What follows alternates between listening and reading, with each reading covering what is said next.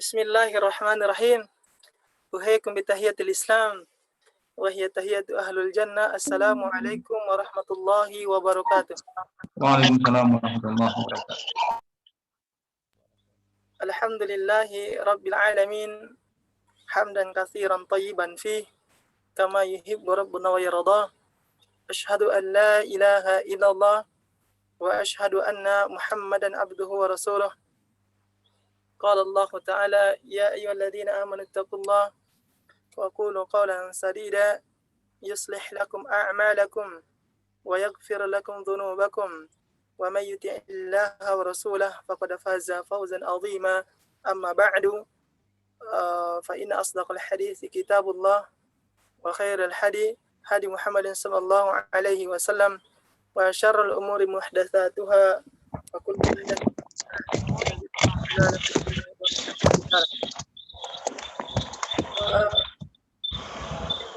ya ayyuhal ikhwah, sahabat semuanya.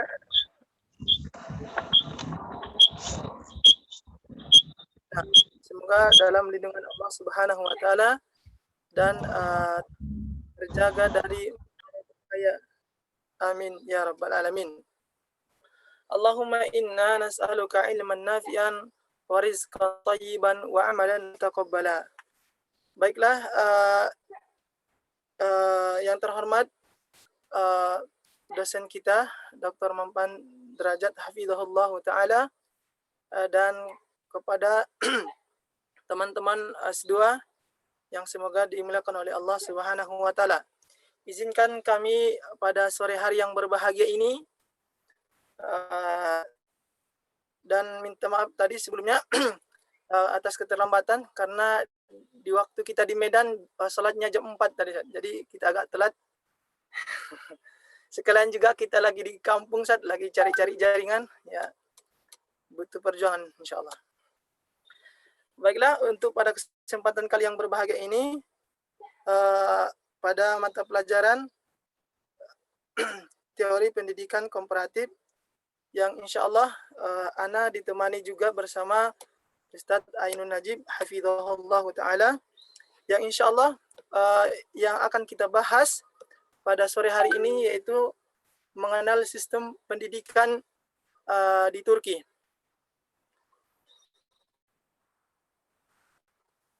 Dan ana di sini sebagai mukaddimah, mungkin ana nanti menjelaskan sedikit mengenal profil yang di Turki, dan insyaallah nanti akan dilanjutkan oleh Al-Ustaz Ainun Najib insyaallah taala. Saraden, kaifa halukum? Alhamdulillah bikhair. Alhamdulillah, Masya Allah. Fi amanillah, Ustaz. Antum lagi di perjalanan kayaknya, lagi siapa? Masya Allah. Tamam, syukran. Nah,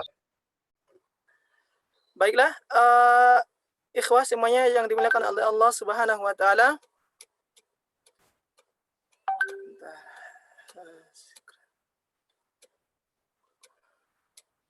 Izin ana share screen. Udah kelihatan, Ustaz?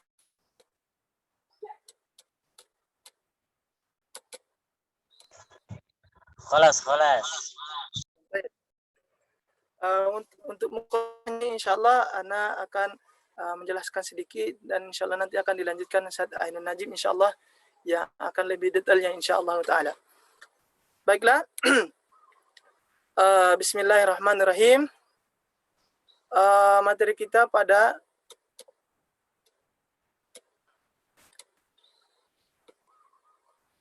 sore hari yang berbahagia ini yaitu tentang mengenal sistem pendidikan yang ada di Turki. Di sini yang disusun oleh Ustaz Ainun Najib hafizahullah.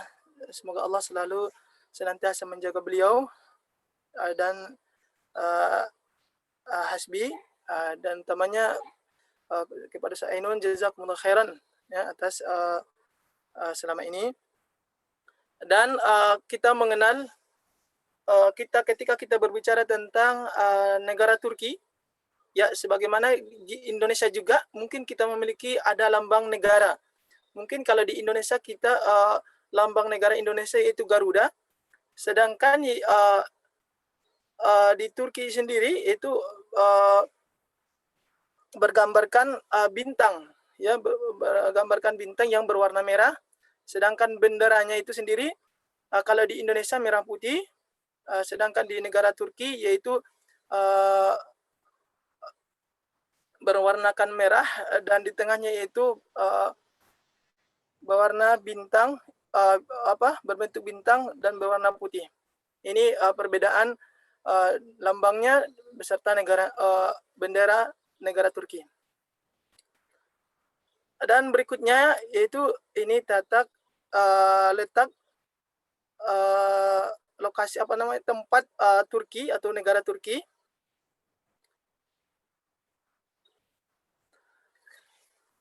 Nah, berbicara tentang sistem pendidikan yang akan kita bahas ini yaitu di Turki, dan insya Allah nanti Ustaz Ainun Najib akan menjelaskan yaitu penjelasan dari siapa itu Ataturk dan sistem pendidikan yang ada di Turki. Jadi berbicara tentang sistem pendidikan, maka tidak lepas dari keharusan yaitu mengenal lebih banyak tentang berbagai jenis sistem pendidikan yang dijalankan di negara-negara lain di belahan dunia. Ya, seperti kita juga sistem pendidikan kita di Indonesia. Tentunya setiap negara memiliki khas masing-masing, ya, memiliki khas masing-masing. Yang hal ini tentunya mengharuskan untuk terlebih dahulu mengenal tentang sejarah negara yang dimaksud. Kita mengetahui sejarah Turki itu sendiri atau sejarah Indonesia itu tersebut. Dalam rangka ini, dalam rangka untuk mengenal lebih jauh tentang sistem pendidikan yang ada di negara lain, maka melalui tulisan ringan dan sederhana ini, izinkan kami sebagai penulis mengupas sedikit tentang sistem pendidikan yang ada di negara Turki. Selain juga sebagai tugas yang wajib, tentunya sebagai kita mahasiswa yang wajib yang dipenuhi oleh mahasiswa pada mata kuliah teori pendidikan komparatif di kampus kita yang tercinta, yaitu STAI Dr. Kez Muttaqin, Purwakarta. Di bawah bimbingan Al-Ustadz Dr. Mampan Derajat MAG. Semoga Allah Subhanahu wa taala selalu menjaga beliau dan merahmati beliau, begitu juga dengan keluarga beliau. Amin ya rabbal alamin. Nah, pendidikan komparatif secara etimologis yang dimaksudkan sebagai ilmu yang mengajarkan dan melatih tentang tata cara atau prosedur membandingkan dua atau lebih sistem yang berbeda, baik antar daerah ataupun antar negara. Dan istilah pendidikan komparatif sering diucapkan, ya, diucapkan dengan istilah pendidikan atau pendidikan perbandingan. Nanti nanti insya Allah akan dijelaskan di akhir nanti perbandingan pendidikan yang ada di Indonesia mungkin sama secara umum dengan Turki. Karena keduanya memiliki pengertian yang sama. Dan pengertian secara terminologis adalah disiplin ilmu yang mempelajari sistem-sistem pendidikan baik dalam satu negara maupun antar negara yang menyangkut. Dan sistem pendidikan formal atau non formal dan informal. Yang B-nya teori dan praktik pendidikan serta latar belakang sosial, ekonomi, politik, ideologi, dan budaya yang mempengaruhi sistem pendidikan.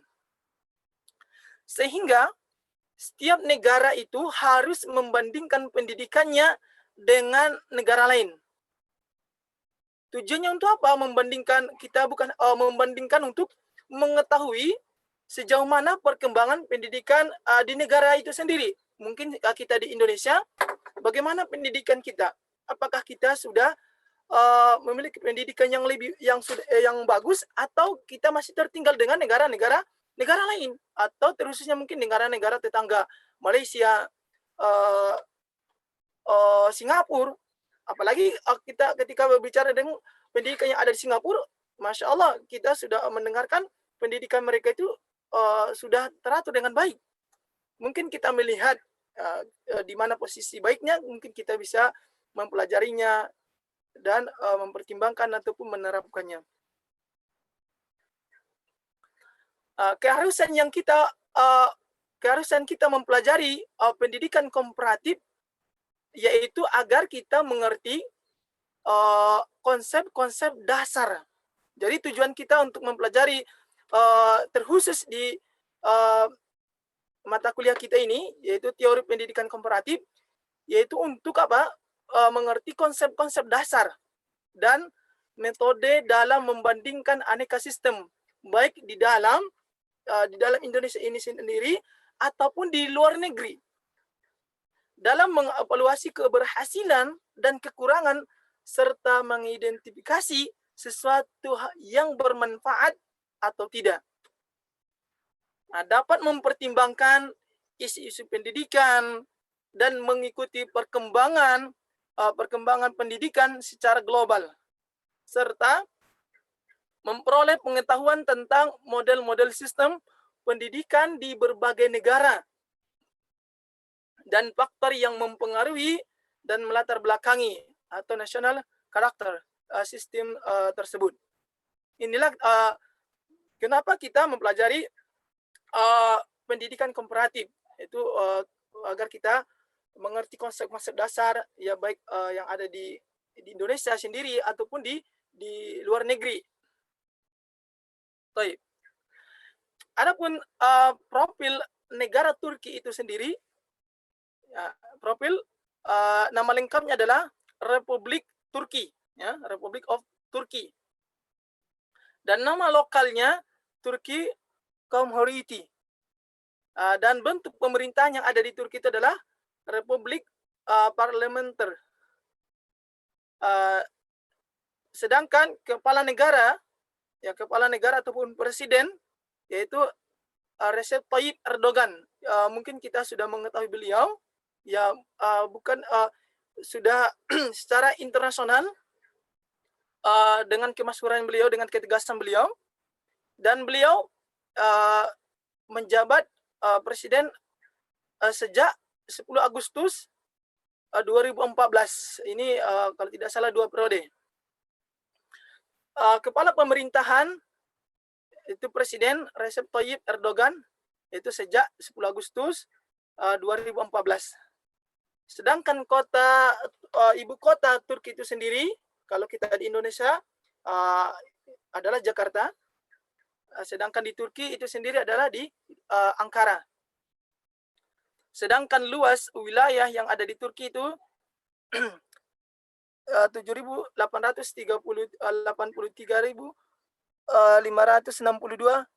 km. Sedangkan jumlah yang kami tulis di sini 2018 penduduk yang ada di Turki 81.257.239 jiwa. Adapun angka kelahiran yang ada di Turki 15,4 bayi per 1.000 penduduk, ini di tahun 2018. Sedangkan pertumbuhan yang ada di Turki, pertumbuhan penduduknya 0,49%, ini di 2018. Dan bahasa resmi dari Turki itu sendiri adalah bahasa Turki. Sedangkan agama di sana Islam menduduki mayoritas 99,8%. Agama lainnya 0,2%. Masya Allah. Berarti di sana mayoritas seperti di Indonesia, mayoritas yaitu Muslim. Etnis di sana, itu Turki 70 sampai 75%, sedangkan Kurdi yaitu 19%, minoritas lainnya 7 sampai 12%. Sedangkan mata uang di Turki itu sendiri bernama lira Turki atau RI. Lokasi Turki itu sendiri itu berada di benua Asia dan Eropa. hari nasional yang ada di Turki itu 29 Oktober 1923 atau disebut Hari Republik. Dan lagu kebangsaan Turki itu sendiri adalah Istiqlal March atau Independence March. Dan kode domain internet TR, kode teleponnya 90. Pendapatan domestik bruto di sini bisa kita lihat, sedangkan pendapatan per kapita juga ini per 2017. Lokasi di sana benua Asia dan Eropa. Mengenal secara ringkas negara Turki itu sendiri, Turki adalah negara yang terletak di Asia Barat dan di Eropa Timur. Dan di abad pertengahan, Turki menjadi salah satu peradaban terhebat di dunia. Di abad pertengahan. Kini, Turki dikenal sebagai negara dengan warisan sejarah yang kaya. Sekarang ini yang kita ketahui adalah Turki memiliki sejarah yang kaya dengan warisannya. Dan bangsa Turki adalah bangsa pemberani. Ya, kalau kita lihat sekarang mungkin Erdogan dengan beraninya, dengan tegas lantangnya, dan memiliki atau mempunyai rasa disiplin yang tebal. Mereka memiliki kedisiplinan yang tebal atau yang baik. Mereka terdiri dari beberapa macam suku bangsa. Ada yang disebut bangsa Turki Saljuk, ada juga yang disebut juga Turki Utsmani. Ini yang terkenal yaitu Turki Utsmani. Turki Saljuk telah berkembang berhasil menguasai Baghdad. Sayang akhirnya lenyap dihancurkan oleh pasukan Mongol. Mungkin yang asatidah yang sudah membaca sejarah di Turki, ya, yang sudah membacanya. Kemudian timbullah Turki Utsmani yang berhasil berkembang luas dan yang sekarang kita sebut dengan bangsa Turki. Siapapun yang menjadi penguasa Konstantinopel, dia adalah penguasa dunia. Ini kata-kata ini diucapkan oleh Napoleon Bonaparte. Dalam zaman Napoleon, penguasa Konstantinopel adalah Kekaisaran Turki Utsmani. Ini pendahulu Turki modern. Namun, Turki sekarang ini yang di daerahnya terdapat kota Konstantinopel, kini disebut Istanbul. Dulu disebut dengan nama Konstantinopel, yang sekarang berubah menjadi Istanbul. Sama sekali bukan lagi penguasaan dunia. Kekaisaran Utsman yang dahulu pernah besar kini sudah hilang. Dengan kekuasaannya, dengan ketenarannya, sekarang sudah mulai hilang. Namun, Turki tetap menjadi salah satu tempat yang paling strategis pada bola dunia karena negeri itu merupakan pintu gerbang baik ke Timur Tengah dan masih menguasai selat-selat vital yang menghubungkan Laut Hitam dan Laut Tengah. Dan negeri ini merupakan salah satu negeri Timur Tengah yang lebih berkembang dan mempunyai ikatan militer dan ekonomi yang kuat dengan Eropa Barat. Dan wilayah yang kini disebut Turki telah menjadi penting hampir sejak permulaan adanya catatan sejarah. Negeri itu adalah tempat kelahiran salah satu peradaban yang paling awal yang berasal dari bangsa Het yang merupakan salah satu bangsa yang pertama mengerjakan besi.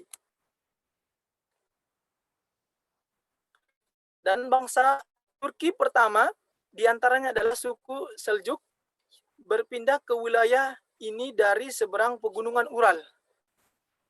Dan kerajaan Seljuk dikepung dari barat oleh tentara perang salib mungkin asatidz yang sudah membaca sejarahnya, dan dari timur oleh pasukan Mongol Genghis Khan. Dan pada akhirnya wilayah itu terjatuh ke cabang lain, bangsa Turki, Bani Utsmani atau Turki Utsmani, nenek moyang bangsa Turki yang sekarang. Bani Utsmani menduduki Konstantinopel dan mendirikan satu kekaisaran yang menjadi salah satu kekuatan besar di dunia. Namun, seperti semua kerajaan lain, kekaisaran ini pun akhirnya melemah.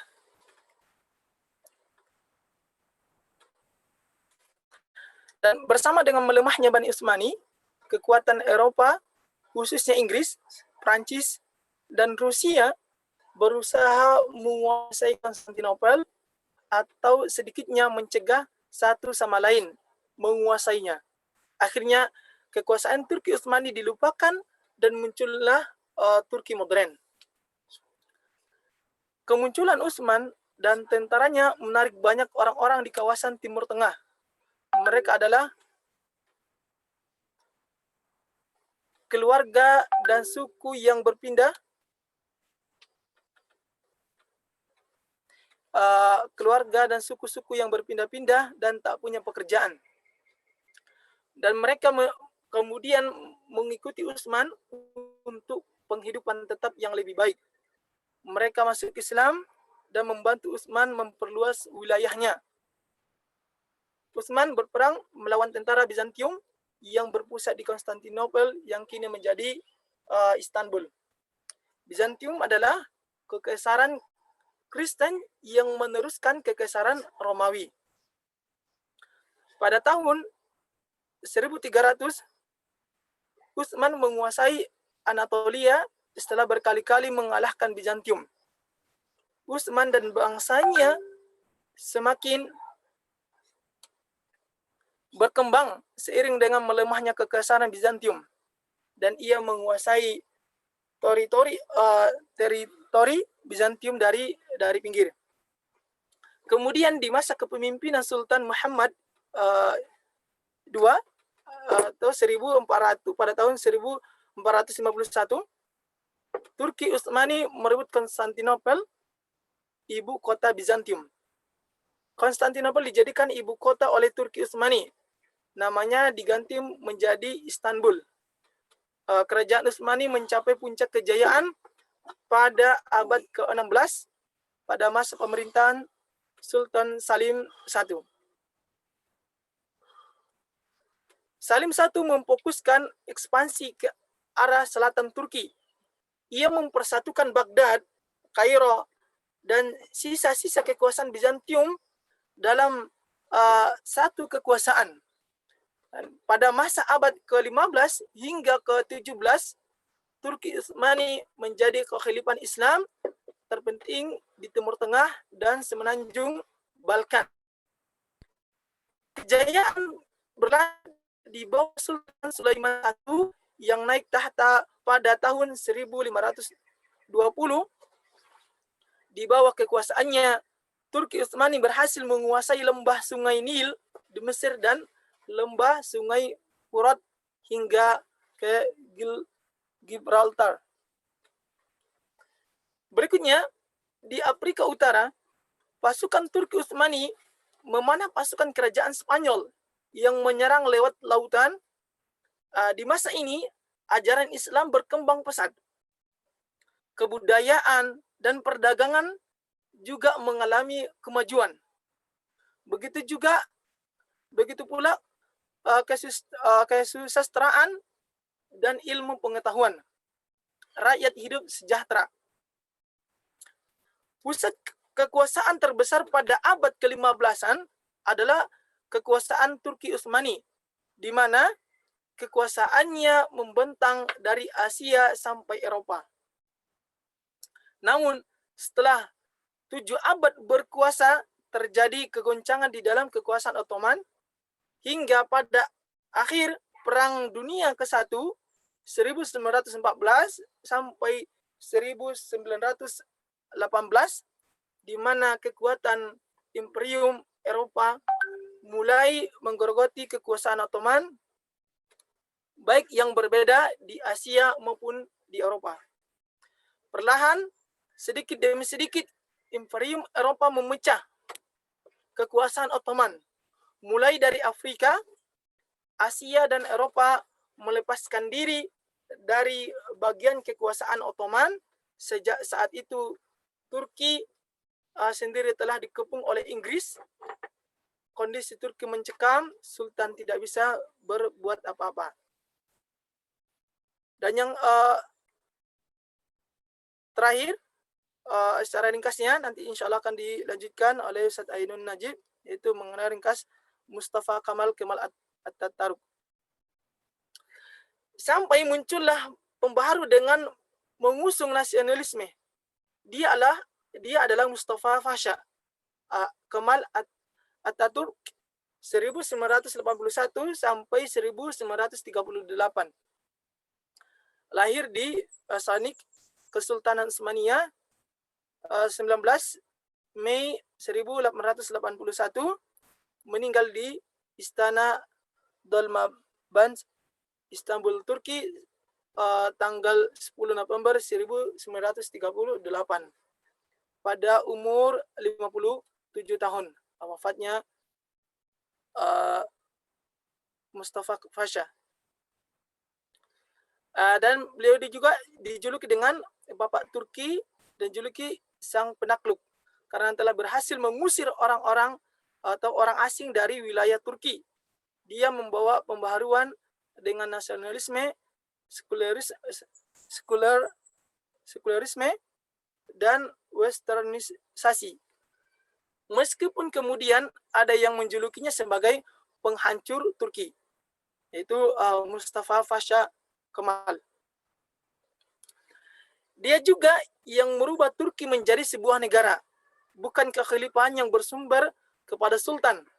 Hingga akhirnya pada tahun 1923, Turki resmi menjadi sebuah negara dengan presiden pertamanya Mustafa Kemal Atatürk. Sejak saat itu kesultanan dihapus dan semua kepentingan negara harus terpisah dengan kepentingan agama atau sekularisme. Pemerintah Turki adalah negara republik parlementer. Di tahun 2018, Turki mengubah bentuk pemerintahnya menjadi sistem presidensial. Recep Tayyip Erdogan menjadi presiden pertama Turki yang dipilih lewat pemilu langsung. Dan kekuasaan tertinggi eksekutif ada di presiden. Ia bertindak sebagai kepala negara sekaligus kepala pemerintahan. Jabatan perdana pemerintah ditiadakan sejak menjadi republik. Dan Turki dikenal dengan pemerintahan yang otoriter. Ini adalah gambar atau foto beliau. Taib, ini yang Anda dapat sampaikan. InsyaAllah akan dilanjutkan oleh Ustaz Ainun Najib hafizallahu ta'ala. Ustaz Ainun? Taib Ustaz, InsyaAllah. Ana hentikan ininya atau guna Ustaz? Antum yang buat. Boleh Ana yang share? Nah, taib. Nah, li Ustaz Ainun Najib liyatafaddal mashkura. Fadhal. Antum di close dulu ya. Belum bisa. Nah, kalau Ustaz. Sudah Ustaz. Bismillahirrahmanirrahim. Alhamdulillah wassalatu wassalamu ala Rasulillah. Asyhadu an la ilaha illallah wahdahu la syarikalah wa asyhadu anna sayyidana wa nabiyyana Muhammadan abduhu wa rasuluh, amma ba'd. Allahumma bika amsayna wa bika asbahna wa bika nahya wa bika namutu wa ilaikal masir. Yang kami hormati Ustadzuna Dr. Mampan Derajat MK Hafizul Ta'ala dan segenap ikhwah asatidzah yang dirahmati Allah. Mohon maaf ini agak panjang dan saya sempat bingung juga karena memang berbicara tentang Turki ini adalah kisah yang sangat panjang. Belum lagi di sini kita tidak menampilkan tentang Muhammad Al-Fatih dan sebagainya ya. Karena kita akan lebih fokus berbicara tentang sistem pendidikan. Di awal tadi telah disampaikan ada beberapa faktor yang mempengaruhi sistem pendidikan dalam setiap negara. Seperti misalnya tentang latar belakang sosial, ekonomi, politik, ideologi, budaya, dan sebagainya. Maka tadi disampaikan oleh Ustadz Hasbi, ya, jazakallahu khairan, ringkas sedikit tentang asal-usul dari adanya negara Turki, yang mana kita tahu awalnya adalah bentuk kekhilafahan, kemudian oleh satu suku ya, khususnya Utsman, kalau kita kenal dalam sejarah namanya Utsman Bey, ya, Utsman Bey dari Bani Utsman. Yang ini perlu dipahami karena sebagian kaum muslimin menganggap Turki Utsmani ini hubungannya dengan Utsman bin Affan. Ya. Ini yang perlu diluruskan, bukan hubungannya dengan Utsman bin Affan sebagai salah satu sahabat Nabi, tapi adalah Utsman Bey. Utsman Bey ini yang sempat dari salah satu suku yang ada di Turki ya. Tadi ada Bani Saljuk ya, ada Bani Utsman. Tadi sudah disampaikan bagaimana perjalanan yang ada sampai kemudian datanglah seorang yang penuh dengan kontroversi, dikatakan sebagai orang yang fenomenal, Muhammad Kemal Atatürk, yang sering kita kenal dengan Muhammad Kemal Atatürk. Dia ini sering disebut sebagai pembaharu Turki atau Bapak Turki modern. Walaupun tidak sedikit yang kemudian menjulukinya sebagai penghancur Turki. Banyak kisah, nah ini yang tadi saya sampaikan, tidak mungkin kita sebutkan semuanya. Banyak hal-hal yang sangat pertentangan apa yang dilakukan oleh Mustafa Kemal Atatürk, seperti merubah azan yang dari bahasa Arab dengan bahasa Turki dan sebagainya.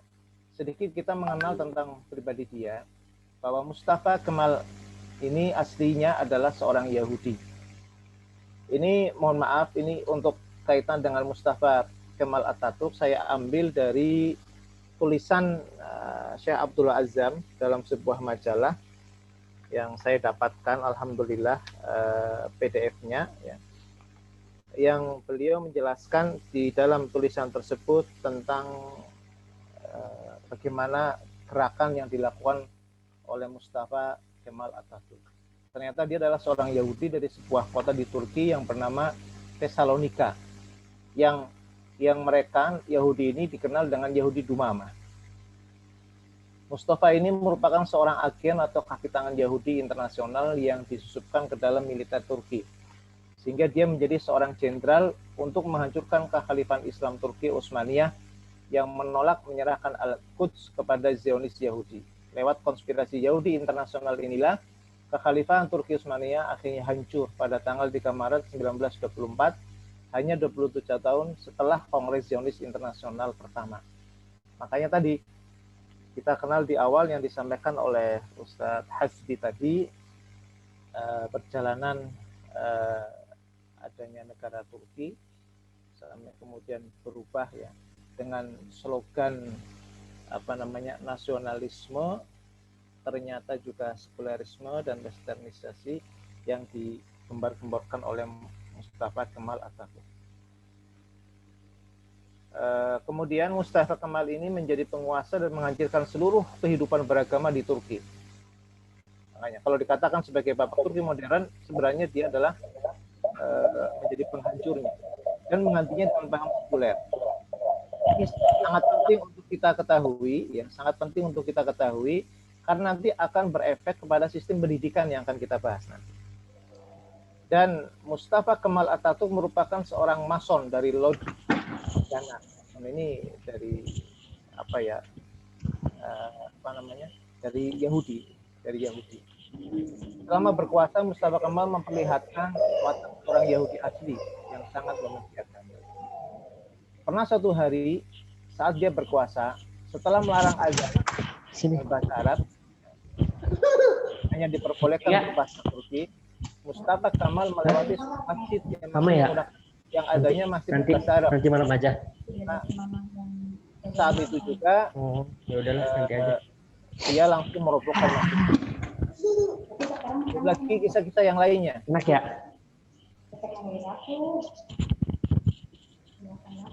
Ustaz Fitra mungkin suaranya apa ya?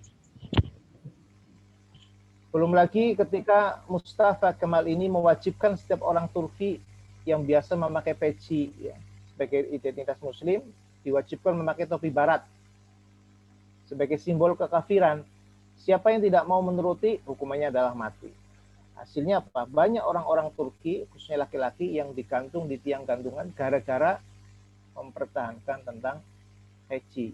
Ya, karena peci ini yang dipaksakan adalah simbol kekafiran. Deislamisasi dan juga terhadap agama lainnya di Turki selama kekuasaan Mustafa Kemal ini benar-benar keterlaluan.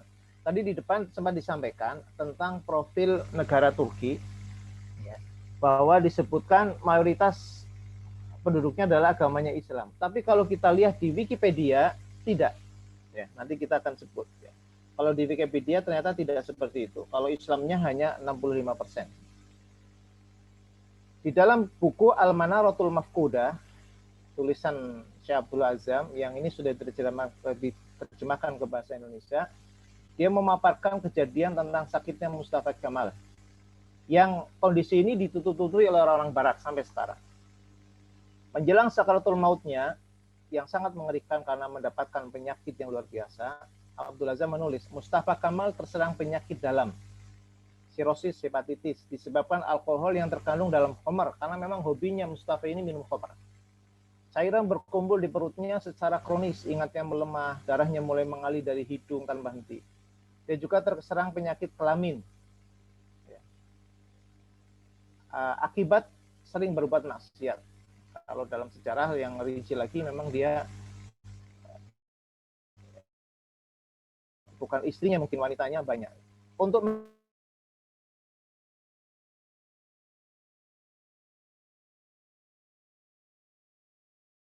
mengeluarkan cairan yang berkumpul pada bagian dalam perutnya atau ascites, dokter mencoba dalam yang lainnya tinggal kulit dan tulang saja. Selama sakit, Mustafa ini berteriak-teriak sedemikian keras sehingga teriakannya menerobos sampai ke teras istana yang ditempatinya. Tubuhnya tinggal tulang berbalut kulit, beratnya hanya 48 kg, padahal orangnya tadi tinggi besar. Giginya banyak yang tanggal hingga mulutnya hampir bertemu dengan kedua alis matanya. Badannya menderita demam yang sangat sehingga ia tidak bisa tidur. Kerjaannya hanya teriak dan teriak. Tubuhnya juga mengeluarkan bau bagaikan bau bangkai. Walau demikian, dia masih berwasiat apa? Kalau mati jangan disolati jenazahnya. Dia pesan seperti itu.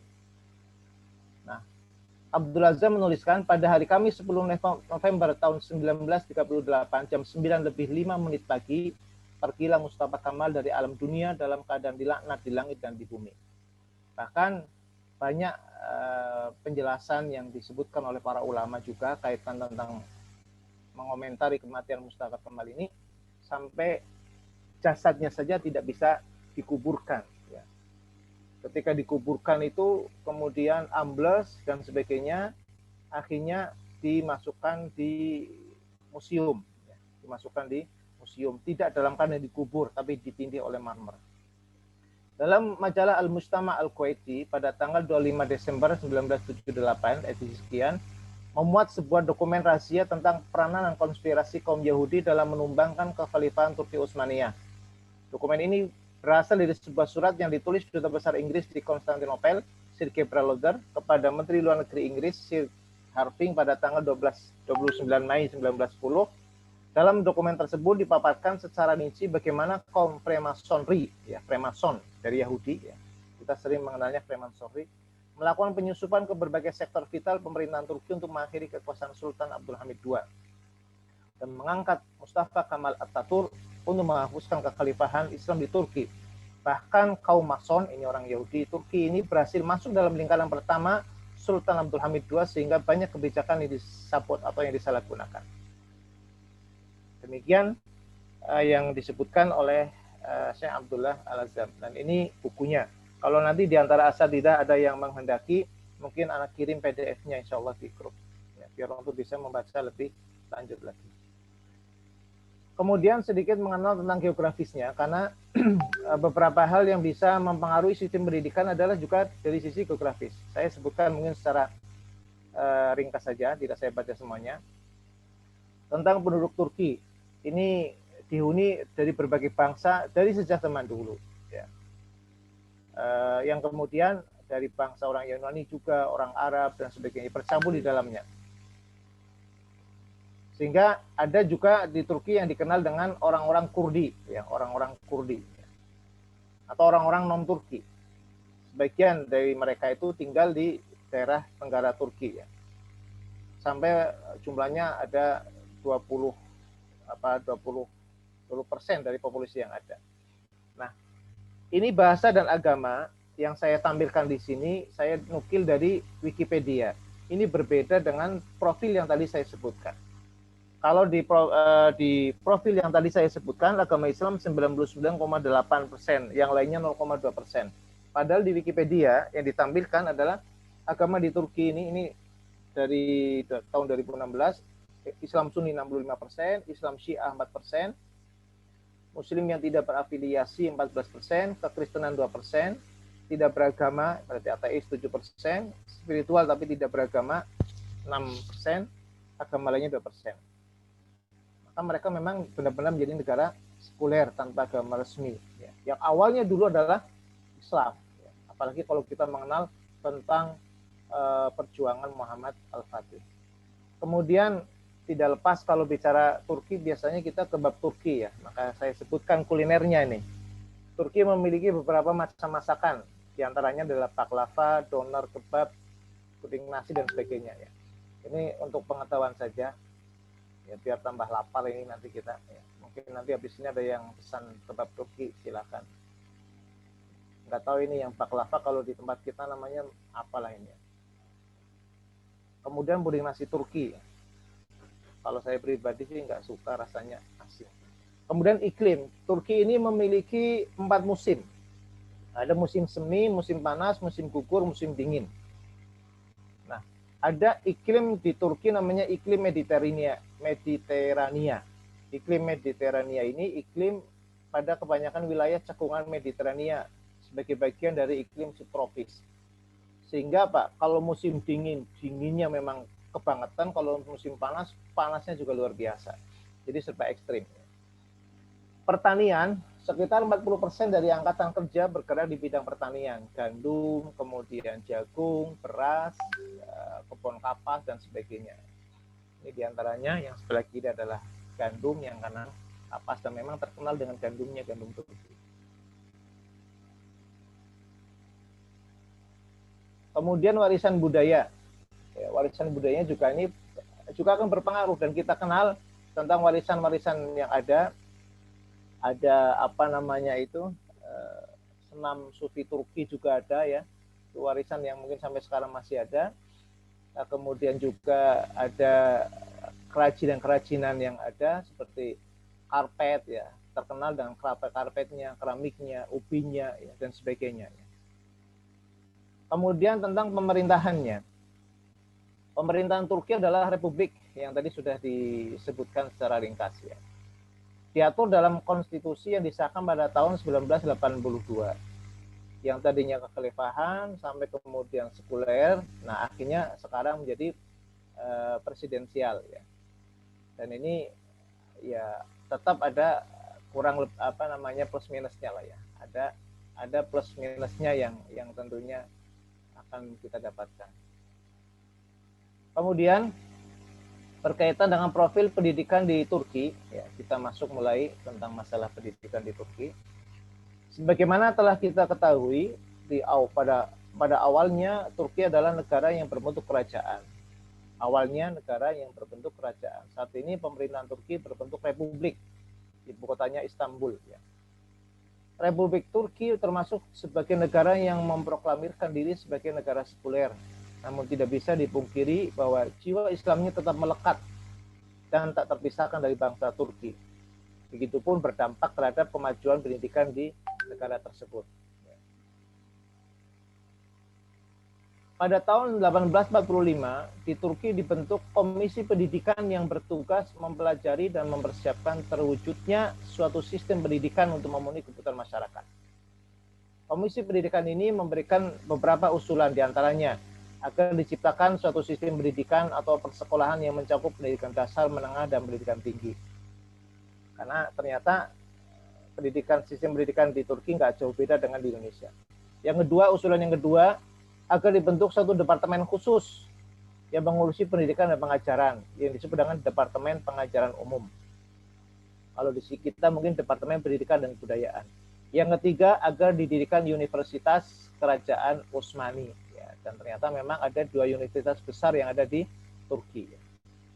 Usul tersebut baru diwujudkan pada tahun 1847. Ya. Universitas Kerajaan Utsmani didirikan oleh Departemen Pengajaran Umum, dijadikan bagian dari Kementerian Pendidikan.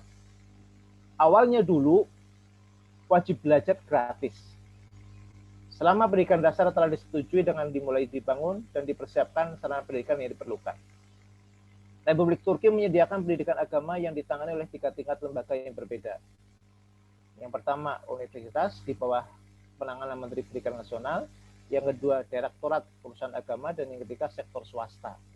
Berarti hampir tidak terlalu berbeda jauh dengan yang ada di Indonesia. Beberapa perguruan tinggi yang berada di bawah kendali Kementerian Pendidikan Nasional adalah Universitas Ankara. Ankara ini nama aslinya Angora dulu ya. Kemudian dan Universitas Erzurum Ataturk. Yang keduanya memiliki fakultas teologi. Ini saya tampilkan untuk logonya ya, logo universitas tersebut. Dan ini adalah ibu kotanya, atau mungkin kita sering sebut Istana Merdekanya. Ini kampusnya, kampus Universitas Ankara ya, yang ada di ibu kota. Direktorat Urusan Agama menjalankan programnya dengan 2 cara. Pertama, melalui pelatihan pekerjaan, job training, dan kedua, pendidikan bagi masyarakat.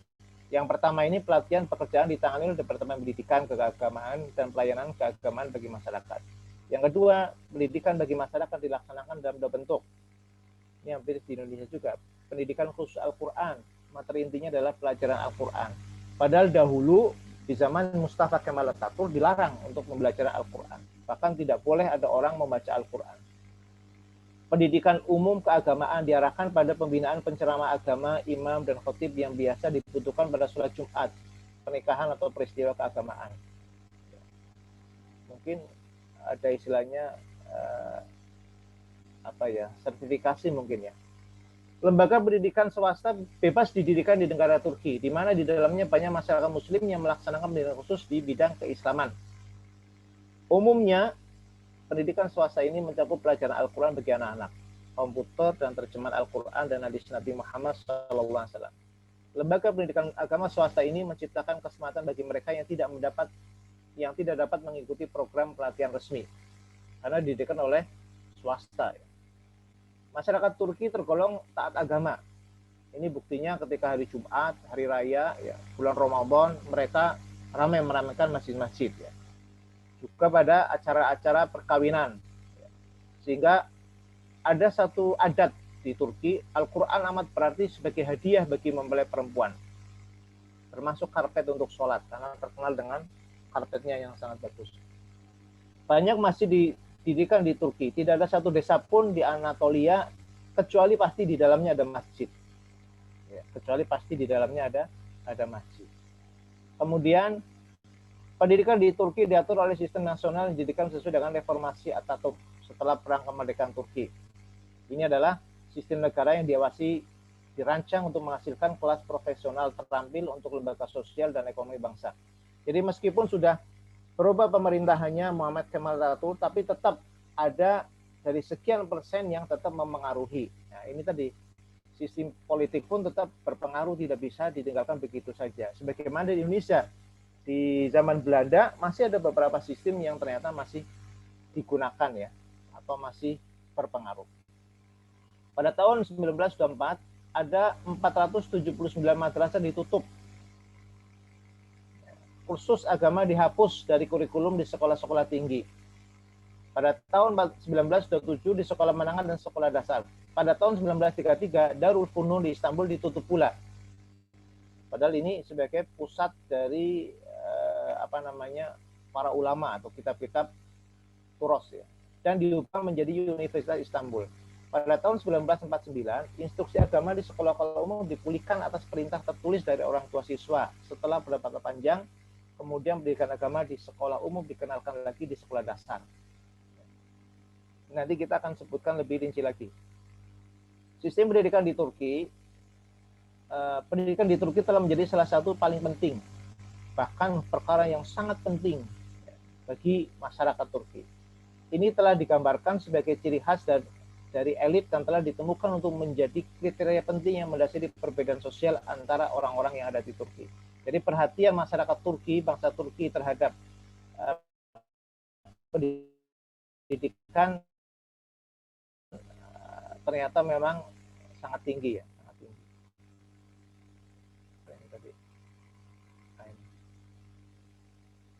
Ada sistem pendidikan nasional Turki yang utama terdiri dari dua bagian. Ada pendidikan formal dan non formal. Berarti seperti di Indonesia ya. Pendidikan formal ya yang biasa, prasekolah, SD, SMP, SMA, perguruan tinggi. Ya kalau non formal ini sesuai dengan ketetapan dari Undang-Undang Dasar Pendidikan Nasional Turki, sekolah ataupun di dalam sekolah. Yang pertama yang formal adalah pendidikan prasekolah. Ini kita sama seperti di Indonesia lah. Ada TK, rumah penitipan anak, pembibitan kelas dan sebagainya yang hampir mirip dengan yang ada di Indonesia. Pendidikan anak usia dini meliputi pendidikan opsional antara usia 36 sampai 72 bulan atau 3 sampai 6 tahun. Yang berada di bawah usia pendidikan dasar wajib. Kemudian yang selanjutnya pendidikan dasar, ya. Pendidikan dasar terdiri sekolah dasar wajib 4 tahun, sekolah menengah SMP 4 tahun, yang memungkinkan pilihan antara program wajib dan program berbeda, dan juga sekolah menengah imam. Nanti akan disebutkan setelah ini. Jadi kalau di Turki SD-nya 4 tahun. Nggak tahu nanti kita mungkin apakah mungkin di Indonesia dilakukan seperti ini ataukah tidak, atau memang sudah lebih efektif dengan kondisi yang ada di Indonesia. Cuman SMP-nya juga 4 tahun kalau di Turki ini.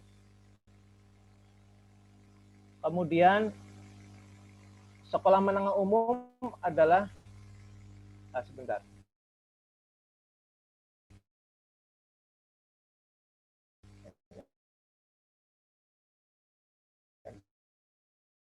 Yang lewatan. Besar pada anak-anak dan memastikan fisik, perkembangan mental dan moral sesuai dengan tujuan pendidikan nasional. Usianya adalah 6 sampai 14 tahun. Pendidikan dasar ini selama 8 tahun, 4 tahun SD, 4 tahun SMP ya. Kalau kita kan 6 tahun SD, SMP-nya 3 tahun. Pada sekolah dasar SD ini terdapat 4 mata pelajaran inti yang diajarkan di kelas 1, 2, dan 3. Itu bahasa Turki, matematika, pengetahuan dasar, bahasa asing. Adapun pada kelas 4, pengetahuan dasar diganti dengan ilmu sosial. Ya. Bahasa asing juga diajarkan di sekolah itu yang berbeda-beda. Ada bahasa Jerman, Prancis, dan sebagainya. Dan termasuk kalau sekarang sudah ada pelajaran bahasa Arab. Sedangkan pada sekolah dasar tingkat 2, jadi SMP kalau di Turki masih sekolah dasar, ya. Tapi masuk pendidikan yang dasar ya. Ini ada 5 mata pelajaran inti: bahasa Turki, matematika, IPA, IPS, dan bahasa asing. Ya hampir tidak jauh beda dengan Indonesia. Kemudian pendidikan sekunder. Pendidikan sekunder ini tingkatnya untuk ada sekolah menengah umum dan kejuruan, juga ada sekolah tinggi teknik. Ya, kalau di Indonesia ya seperti SMA, aliyah, SMK, ya, kejuruan dan yang semisalnya. Pendidikan menengah. Sekolah menengah umum adalah lembaga pendidikan yang mempersiapkan siswa untuk institusi pendidikan tinggi. Ya, yang tadi kita sebutkan, mereka menerapkan program 3 tahun lebih dan di atas pendidikan dasar dari siswa usia 15 sampai 17 tahun. Ini mungkin mungkin tidak saya sebutkan semuanya karena tidak jauh beda dengan ada yang di Indonesia ya. Sekolah menengah umum, kemudian sekolah menengah kejuruan. Kejuruan ini sesuai dengan juruannya ada komunikasi, kesehatan, hotel, pariwisata dan sebagainya. Kalau di kita seperti SMK lah. Kemudian sekolah menengah atas Anatolia. Ini yang apa namanya? Kaitan dengan bahasa asing ya. Kita belajar bahasa asing lebih dominan. Kemudian sekolah menengah sains. Mungkin kalau di kita di Indonesia lebih dikenal dengan SMA tapi jurusan yang sains, ya, eksak lah, IPA mungkin. Sekolah menengah imam, mungkin kalau di kita ada MAN ya, atau madrasah aliyah program khusus ya. Seperti itu. Kemudian sekolah menengah seni rupa, ini di tingkat SMA ya. Sudah ada arahan seperti itu. Kalau di kita mungkin tidak, tapi masuk di perguruan tinggi. Sekolah menengah swasta, dan ini yang harganya biayanya tinggi-tinggi ya. Karena sekolah menengah swasta ini biasanya produk dari asing ya, seperti sekolah Saint Joseph High School ini kan yang sangat luar biasa biayanya. Kemudian tentang pendidikan tinggi juga tidak terlalu berbeda ya seperti di Indonesia. Di Turki pendidikan tinggi meliputi semua institusi pendidikan setelah pendidikan menengah. Jadi ada jurusan-jurusan fakultas sesuai dengan apa yang dibutuhkan ya. Kemudian tujuannya adalah apa? Mendidik siswa untuk melanjutkan ke jenjang sarjana, master atau gelar tingkat doktor. Lembaga pendidikan tinggi ini terdiri dari universitas, fakultas, institut, sekolah pendidikan tinggi, konservatori, sekolah kejuruan, kejuruan pendidikan tinggi dan pusat penelitian aplikasi. Oke. Kemudian sekolah tingkat sarjana ini untuk S1. Tidak jauh berbeda dengan di Indonesia ya. Diperlukan 4 tahun. Tapi kalau untuk cabang profesional seperti kedokteran ada tambahan mungkin sekitar 5 sampai 6 tahun. Nah, yang pasca sarjana ini yang cukup menarik tadi sempat kita sampaikan juga untuk gelar master ini. Program master di Turki itu ada yang dengan tesis, ada yang tanpa tesis. Bedanya apa? Kalau yang dengan tesis membutuhkan minimal 21 kredit dan tesis untuk ditulis. Program master non tesis, program yang dapat diselesaikan dalam waktu 1,5 tahun dan membutuhkan setidaknya 30 kredit mata kuliah dan proyek berjangka untuk ditulis. Itu bedanya ya. Nanti kita butuh penjelasan lebih lanjut dari Ustadz kita. Kemudian gelar doktor. Yang memiliki gelar sarjana dan master dapat melanjutkan ke program doktoral. Dan alhamdulillah di Indonesia juga banyak yang masuk ke sana ya. Ada beberapa teman bahkan adik kelas waktu di pesantren dulu sekarang pada kuliah di ambil doktor di Turki. Program doktoral memiliki jangka waktu minimal 4 tahun yang terdiri penyelesaian kursus, lulus ujian kualifikasi doktor, mempertahankan tesis doktor dan sebagainya ya, tidak jauh berbeda dengan yang ada di Indonesia. Kemudian spesialisasi dalam bidang tertentu. Ini kaitan dengan spesialisasi medis misalnya kedokteran dengan gelar doktor yang diperoleh di sekolah kedokteran, rumah sakit dan rumah sakit penelitian.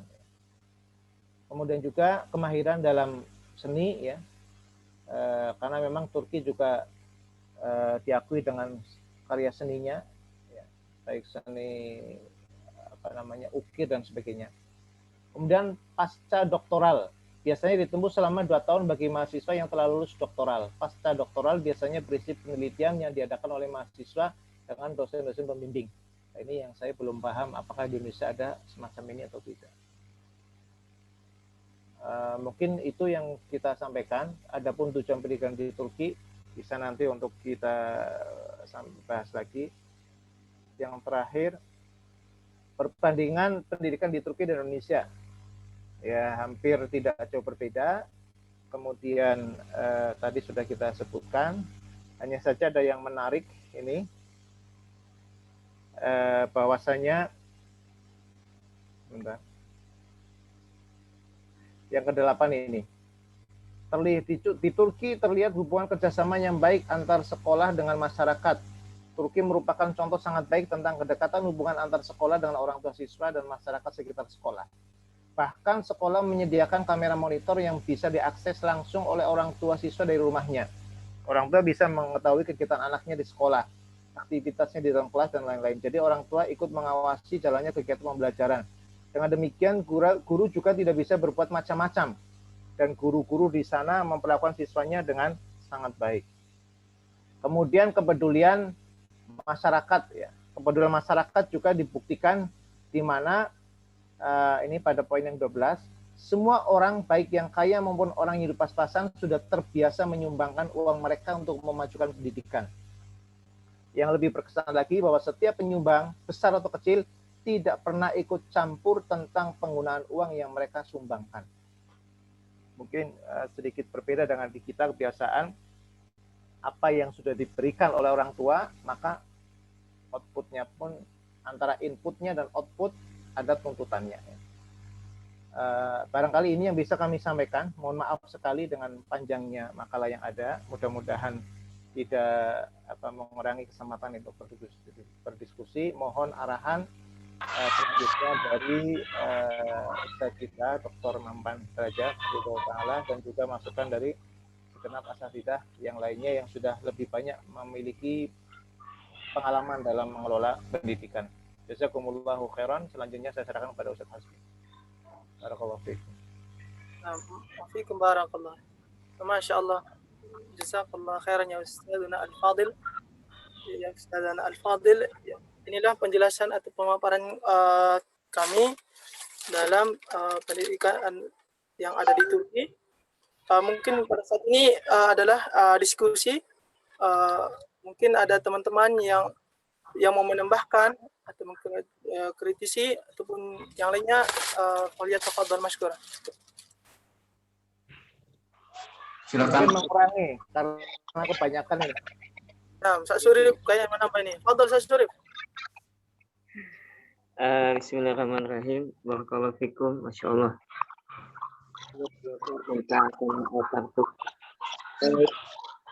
Yang saya tanyakan ini tentang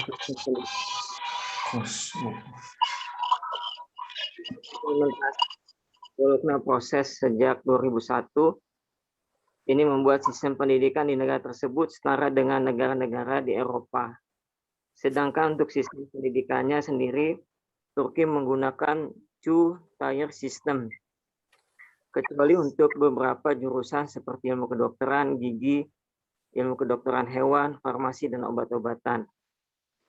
Kelebihan penerapan Bologna proses ini adalah dalam hal pengakuan gelar, jaminan kualitas, kualifikasi kerangka kerja, dan sistem akreditasi terbaru yang diuniversalkan dengan European Union. Nah, itu yang sedikit saya baca. Tapi saya nggak menemukan apa yang dimaksud dengan Bologna proses itu. Nah, itu mohon untuk penjelasannya. Demikian, syukran. Afwan. Yang syukran Ustaz Surip atas pertanyaannya. Bagaimana Ustaz Ainun? Dilanjutkan. Ya, tadi sampaikan ini yang butuh penjelasan nanti dari Ustaz kita ya. Nah. Ini. Karena hal-hal yang baru yang mungkin di Indonesia tidak kita dapati. Ya, nah. Insyaallah nanti kita mohon bantuan kepada. Kurang jelas, itu suaranya kecil.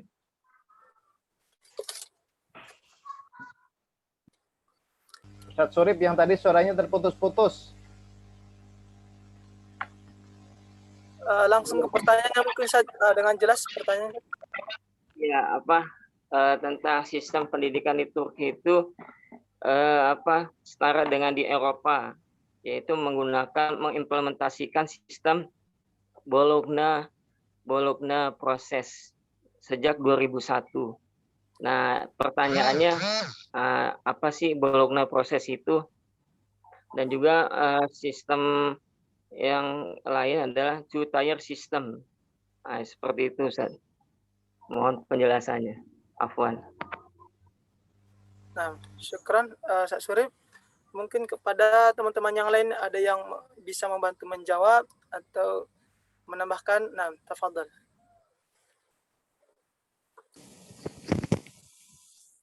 Mohon izin. Nah, fadal Ustaz Fajr. Baik, belum lama ya, kemarin hari Kamis kita presentasi nih, pendidikan komparatif nih.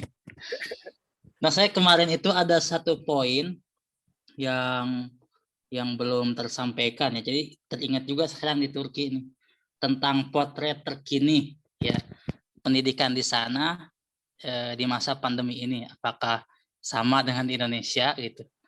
Penasaran juga nih. Karena dari sistem sudah luar biasa Turki tadi, masya Allah, kerjasama lembaga dengan masyarakat, dengan orang tua, ya subhanallah itu bagus sekali. Cuma mungkin kira-kira bagaimana potret terkini ya pendidikan di sana terkait dengan pandemi yang sedang dialami. Syukron, barakallahu fikum. Nah, wafikum barakallah. Langsung jawab ya Ustaz Fajri. Ana langsung usaha nyari bagaimana kondisi pendidikan di Turki di musim pandemi, ternyata belum mendapatkan, Ustaz. Subhanallah, masya Allah, masya Allah. Majur insya Allah. Majur. Tapi belum dapat ini, mohon tambahan dari asatidz yang lainnya. Nah, masya Allah, barakallahu fikum Ustaz Ainun. Nah, dan Ustaz Hasbi, masya Allah. wafikum barakallah. Mungkin teman-teman yang lain yang bisa membantu menjawab atau yang mau menambahkan, silakan.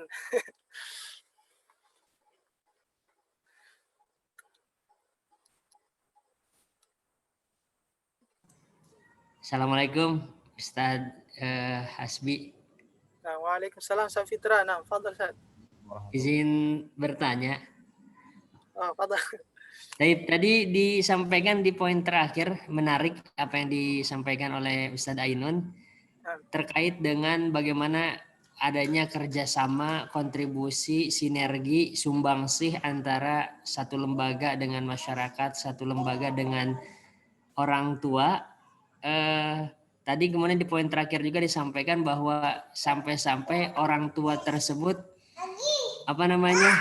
berani untuk memberikan sumbangan ke sebuah lembaga atau instansi yang dimana orang tua tersebut tidak menanyakan dan tidak ikut campur terkait dengan kemana uang tersebut. Nah, mungkin kan ia berbeda ya dengan iklim yang ada di kita nih di Indonesia khususnya terkait misalkan orang tua yang ikut sumbangsi dengan lembaga, otomatis si orang tua mungkin ingin transparansinya, ingin ada audit table-nya yang mana bisa dihitung atau kemana sih sebenarnya dana yang dialirkan tersebut, atau mungkin mereka melihat bahwa dari hasil sumbangsi aku ini output atau anakku ini bisa jadi apa dan sebagainya. Jadi yang jadi pertanyaan adalah apa sih sebenarnya yang melatar belakangi terbangunnya sebuah trust, sebuah kepercayaan antara kerjasama baik dari tadi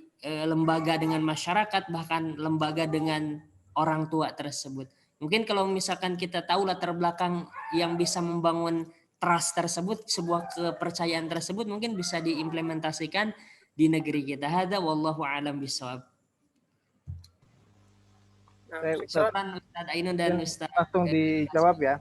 Tadi sempat kita singgung karena masyarakat Turki secara umum yang backgroundnya mereka awalnya adalah Islam, nilai keislaman masih ada, mereka memiliki satu kesadaran tentang pentingnya ilmu, sehingga mereka mendudukan ilmu ini adalah sesuatu yang sangat penting dan bahkan lebih penting daripada yang lainnya. Kesadaran inilah yang ternyata subhanallah memang yang setahu saya ya, wallahu alam ya, sampai hari ini pun masih seperti itu ya, masih seperti itu. Nah, ternyata kesadaran tersebut tidak hanya kepada orang-orang yang secara ekonomi mampu ya, sampai-sampai orang-orang yang hidupnya pas-pasan pun mereka sudah terbiasa menyumbangkan harta mereka untuk memajukan pendidikan. Nah, ini diantaranya adalah diakui diakui oleh salah seorang kepala sekolah yang ada di Turki ya, yang saya sebutkan itu İlhan Yerli, General Manager yang mengelola 7 sekolah Atlantik di daerah Çankaya. mengatakan bahwa tidak hanya orang kaya saja yang peduli akan pendidikan anak-anak di Turki, akan tetapi semua masyarakat juga sangat peduli akan hal tersebut. Ini memang satu hal yang sangat luar biasa ya, kepedulian mereka tentang ilmu, ya. Tentang ilmu, sehingga mereka kaitan dengan harta pun sangat luar biasa, untuk mudah untuk mengeluarkan hartanya untuk kemajuan ilmu. Ya. Wallahu a'lam. Nah, syukran Ustaz Ainun. Mungkin ada tambahan dari yang teman-teman yang lain. Kami persilahkan.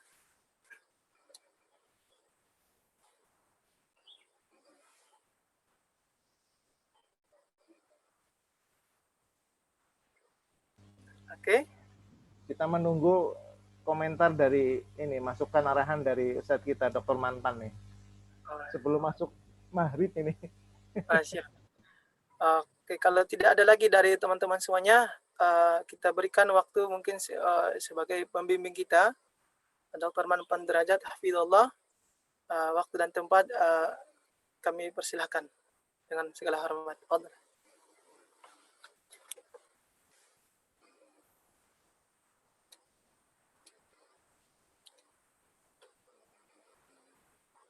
Suaranya masih kemit, Ustaz.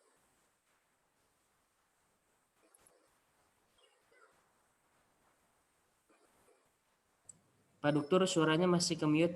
Suaranya masih Belum dibuka mic-nya. Belum dibuka mic-nya. Baik. Naam, kelas. Alhamdulillah sudah, Ustaz. Baik. Assalamualaikum warahmatullahi wabarakatuh. Waalaikumsalam. Alhamdulillah. Amma ba'd. Terima kasih Ustaz Ainun, Ustaz Hasbi, waktunya. Gerak cepat. Menarik sekali kita berbicara tentang Turki, karena Turki punya sejarah yang tersendiri dalam sejarah Islam. Setelah keruntuhan Abbasiyah, berdirinya Umayyah, kemudian dilanjutkan Abbasiyah dilanjutkan oleh tiga kerajaan besar, dan yang paling besar adalah Turki Utsmani.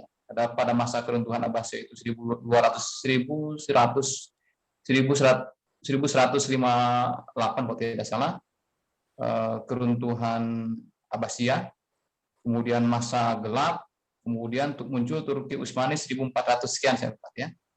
Nah, itu mengisi kekosongan kejayaan umat Islam. Saat itu ada tiga kekuasaan besar, kerajaan besar, Turki Utsmani, kemudian kerajaan apa lagi? Fatimiyah di Mesir, kemudian satu lagi itu Mughal di India, kerajaan Islam. Nah, dan yang paling berjaya Turki Utsmani sampai 1924 runtuh oleh Kemal Atatürk setelah kekalahan Perang Dunia ke-1 ya. Perang Dunia ke-1 kalah. Kemudian salah jenderal yang memimpin perang itu Kemal Atatürk, kemudian dia mendeklarasikan menjadi negara Republik Turki Sekuler.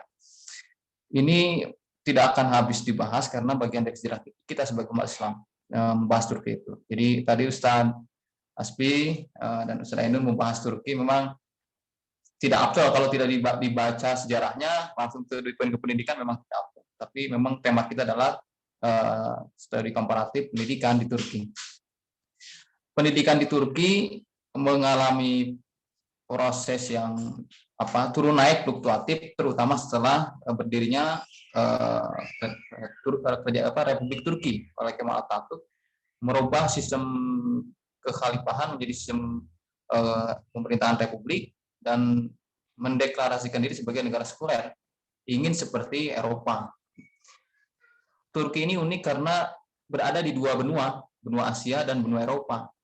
Tapi 90% sebagian besar adalah Asia, sedikit yang nyebrang itu adalah yang nyebrang dipisah oleh selat itu adalah benua Eropa, tapi milik Turki. Beberapa tahun ke belakang Turki merengek-rengek ingin menjadi negara persemakmuran Eropa, tapi ditolak terus. Akhirnya frustasi ya, nggak usah. Erdogan mengatakan tidak usah bergabung dengan Eropa, Turki berdiri sendiri, dan ternyata progresnya luar biasa. Mengamati Turki ini kita deg-degan sebetulnya. Sebab apa?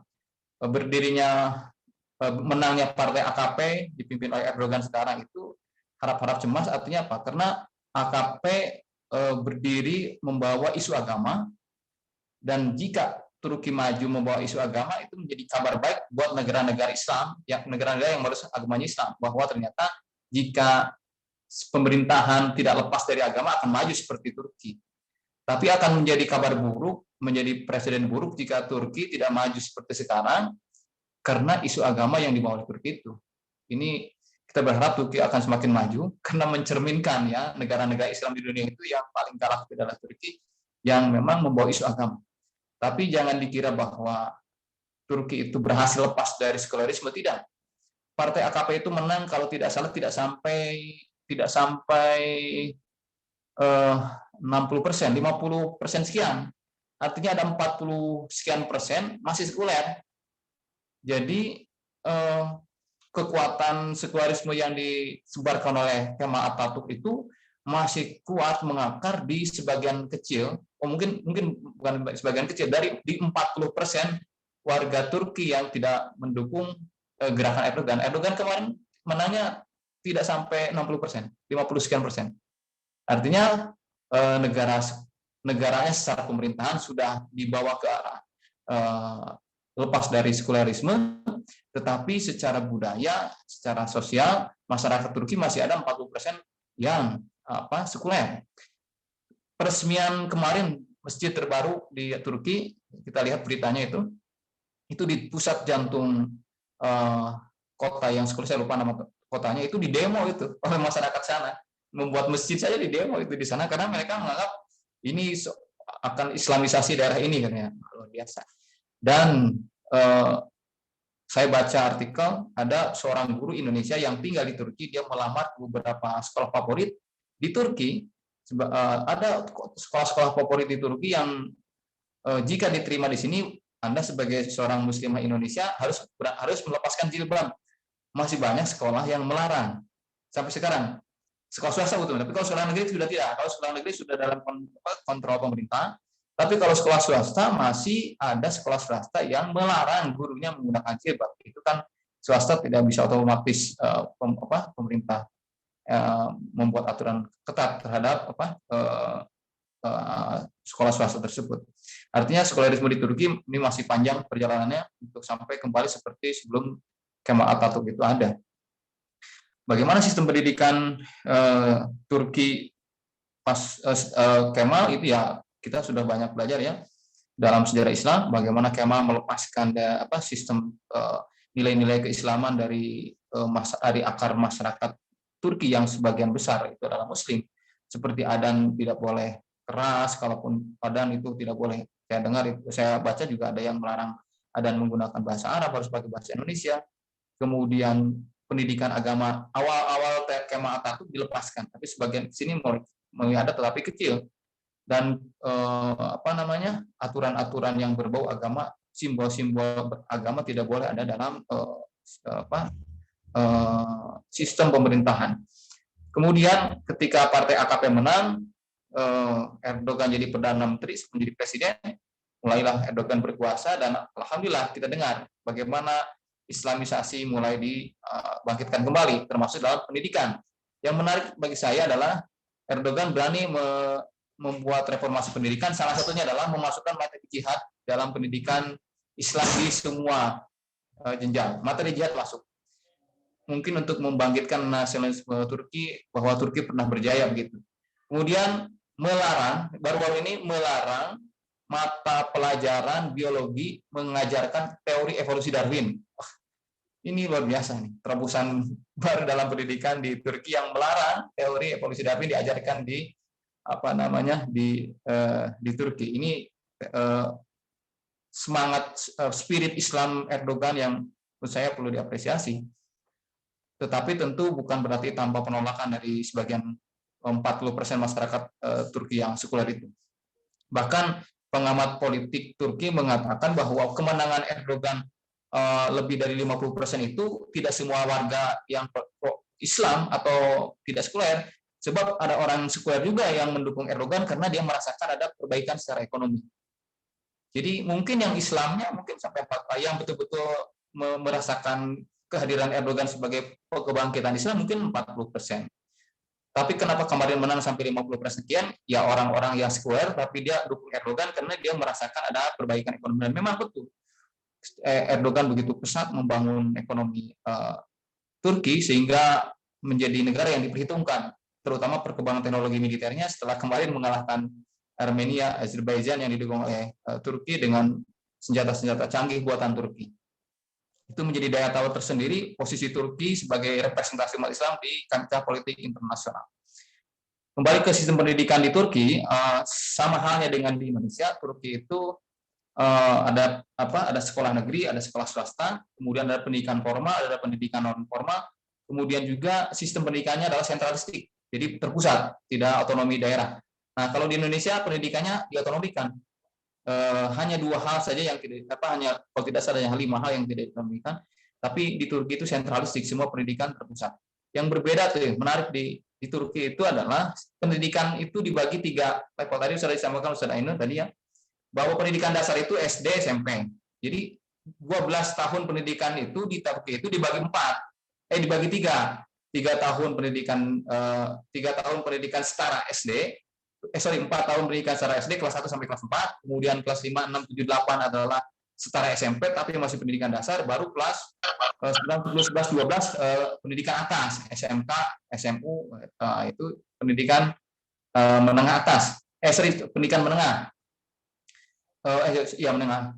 Itu adalah setara SMA. Jadi unik ya. Jadi dibagi 3 dari 12 tahun wajib pendidikan dasar, pendidikan wajib 12 tahun pendidikan wajib bagi warga Turki itu dibagi menjadi 3, 4 setara SD kalau di kita, 4 setara SMP, kemudian 4 setara SMU atau SMK atau SMU atau SMK.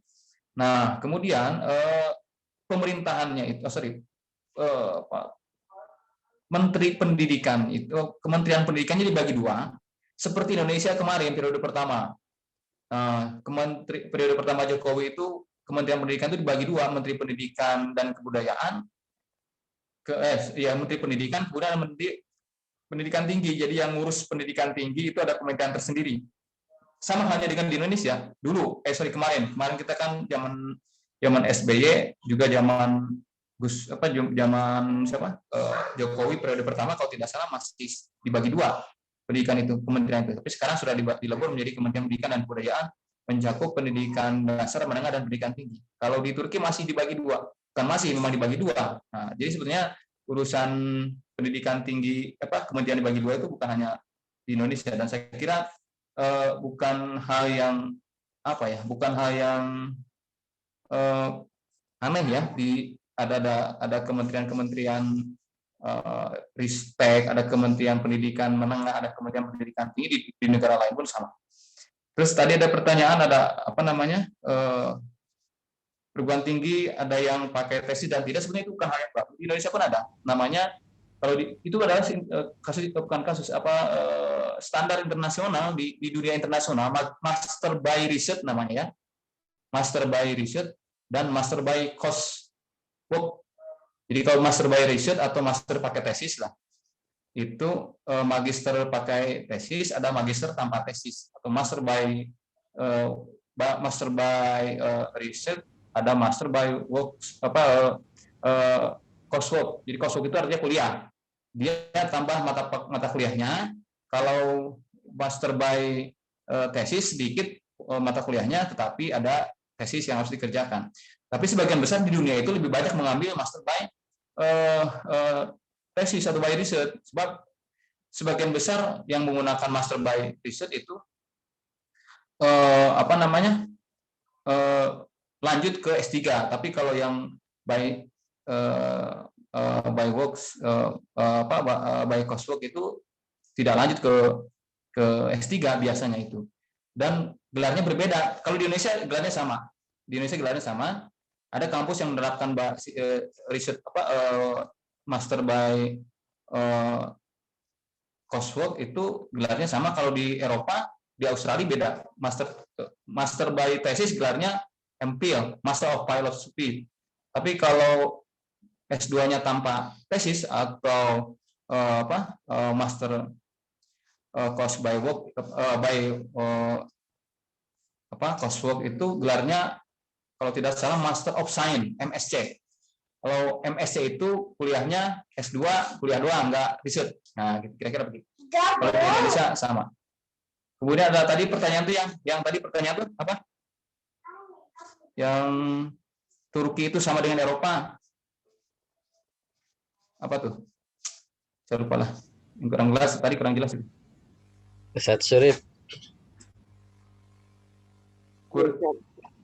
Yang Bologna proses. Oh, Bologna. Bologna itu nama, kalau nggak salah nama negara itu di Eropa. Itu kan Turki sebagian masuk ke Eropa. Turki itu kan sebagian masuk ke Eropa. Nah, mereka Turki itu ikut gabungan membuat standar untuk pendidikan tingginya mengikuti standar. Jadi di Eropa ada perkumpulan menteri-menteri pendidikan tinggi ngumpul di Eropa di Bologna. Nah, Turki ikut sana supaya setara pendidikan tingginya dengan Eropa. Tapi kalau dilihat dari standar dari QW itu ada QW ya, kepanjangannya saya lupa, itu membuat ranking perguruan tinggi dunia. Turki nggak bagus-bagus amat menurut saya kalau dilihat rankingnya mah, bahkan masih bagus di Indonesia kalau untuk standar pendidikan tingginya. Masih bagus UI, masih bagus ITB dan UGM untuk ranking perguruan tingginya. Tetapi itu saya kurang tahu, mungkin 5 tahun yang lalu, kurang tahu sekarang apakah masih udah melampaui atau tidak pendidikan tinggi di Turki itu. Tapi yang jelas kuliah di Turki menarik. Banyak orang Indonesia yang kuliah di Turki sehingga banyak persatuan pelajar Indonesia yang ada di Turki. Kemudian biaya pendidikan di Turki juga cukup terjangkau. Saya punya teman, anaknya kuliah di sana, katanya per bulan ngasih bekal berapa, anaknya kuliah di Turki cuma 1.500.000 sebulan buat living cost dan kebutuhan lain-lain. Kalau begitu sama dengan di Indonesia. Jadi di Turki nggak terlalu mahal untuk biaya kuliah, sehingga menarik banyak orang untuk kuliah di sana. Apalagi ya, yang beda ya, kira-kira, gaji guru di Turki itu kurang lebih 7 jutaan lah, samalah dengan mungkin guru di Indonesia yang sertifikasi. Bahkan kalau dibanding DKI masih besar gaji guru di DKI kayaknya. Kalau gaji gurunya itu, yang bersyukur yang tinggal di Jakarta, guru di Jakarta bersyukur itu. Kemudian apalagi untuk jadi guru ya sama, rata-rata standar, ada kuliah dulu fakultas pendidikan, kemudian bisa jadi guru, melamar bisa masuk jadi guru swasta, bisa masuk jadi guru negeri. Tapi kalau saya baca itu banyak juga orang Indonesia yang jadi guru swasta di sana.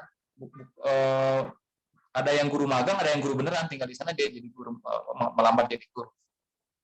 Untuk sistem pendidikan saya kira tidak terlalu jauh beda dengan Indonesia, cuma yang tadi beda yang sangat menonjol itu pembagian pendidikan dasar dan menengahnya 4-4-4. Kalau kita kan 6-3-3. Kalau di Turki 4-4-4. Tapi sama aja menurut saya, hanya penjenjangan saja yang berbeda, materinya mungkin sama.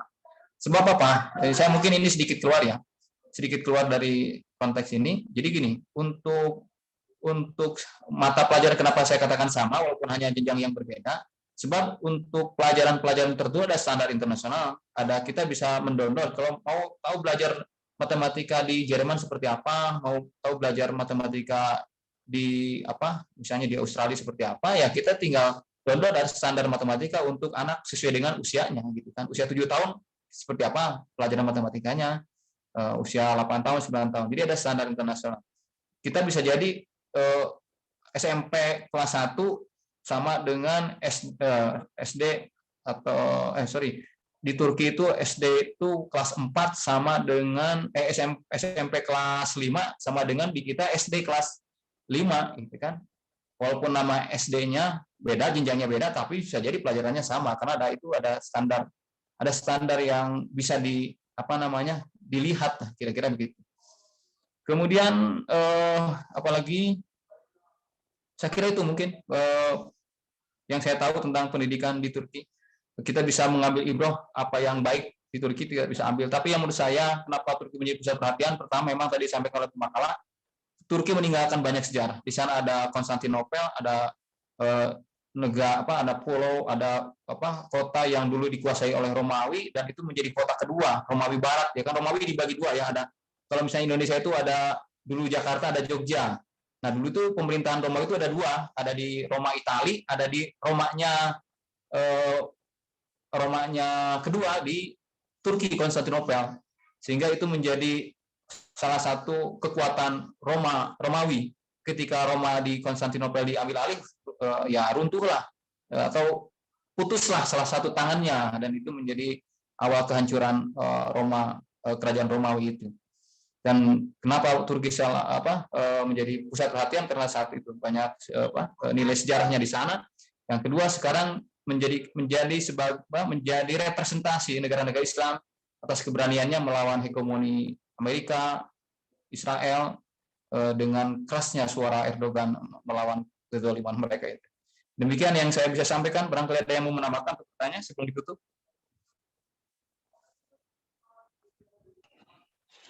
Mungkin sudah cukup, Ustaz, karena di Cilacap sudah maghrib. Di sini belum ya.